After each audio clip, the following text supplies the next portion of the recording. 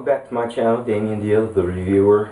I just finished the 30 for 30 magic moment, or this magic moment, whatever.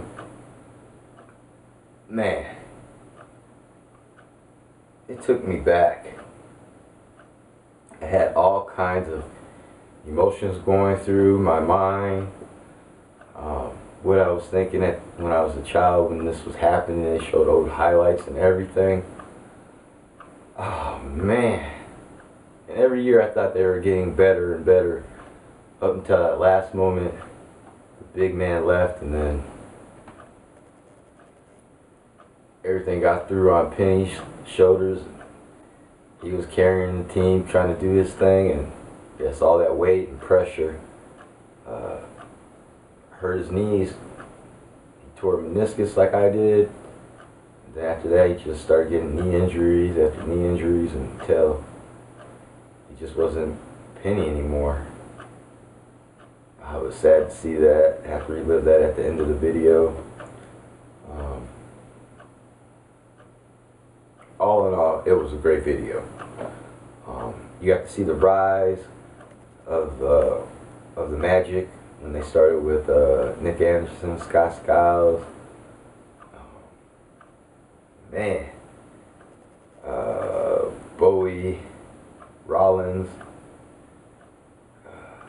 man, who else was on those teams back then? I had to pull out my cards. I used to know offhand when I used to play a game on Nintendo, the first live game where they had like a schedule. You could play a whole season. Me and my brother, we used to play the whole seasons. We got to pick our two teams. He had Seattle. Who else did he have? I can't remember his other team he had. Might have been the Bulls. But I used to roll with no, I think he rode with the Magic too. So I couldn't roll with the Magic back then. I had to roll with that's who he rode with. He rode with the Magic and the Sonics. So I had to roll with my teams back then. The Hawks and the Hornets. Those were my two teams on that game. Don't get me wrong, I used to love to play with the Kings.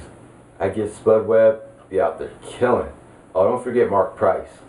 For the Cavs, man, I'd pull up all day long with Mark Price. Oh, who else was a great team on that game? Oh, the Jazz. The Jazz was one of the sickest teams on there. I mean, pretty much every team on that video game was sick.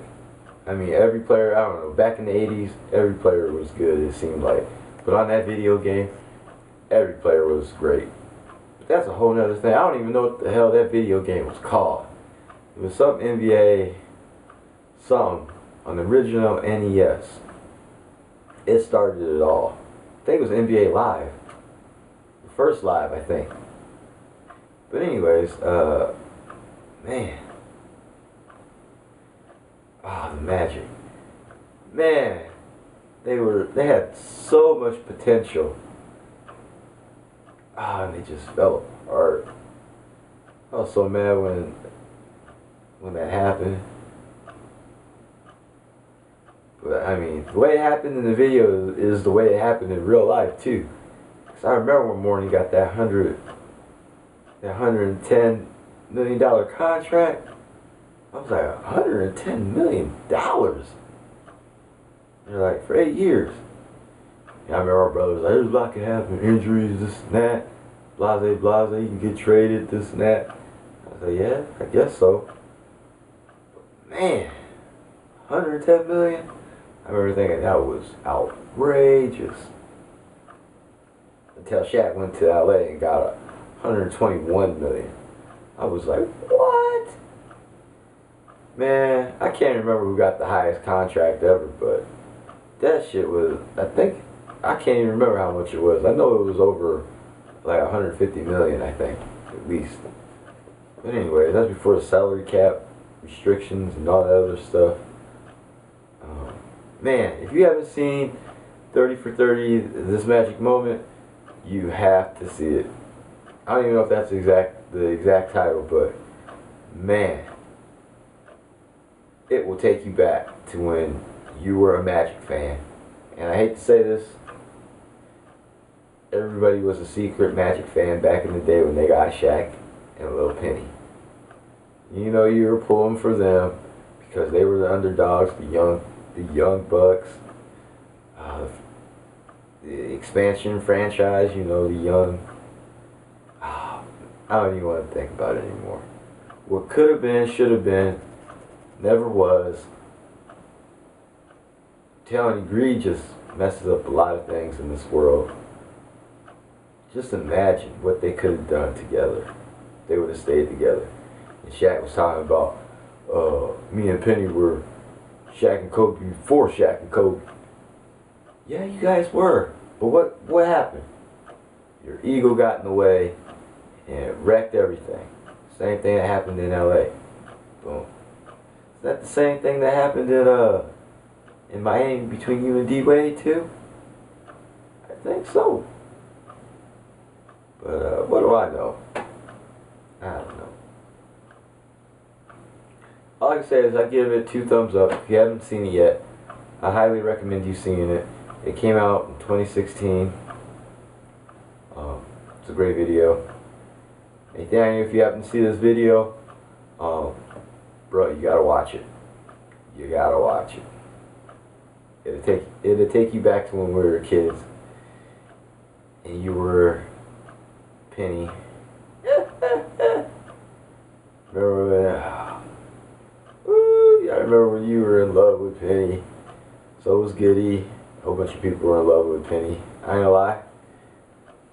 I respected his game. I thought he was sick. But I think right around that time, my boy came into the league. That was back in the day when he was my boy, Damon Stoudemire. What up? Actually, you know what? Screw you, DS. Because I seen your ass up in Safeway, what was it, 4 years ago? And I recognized you, and I was just gonna say, hey, what's up, man?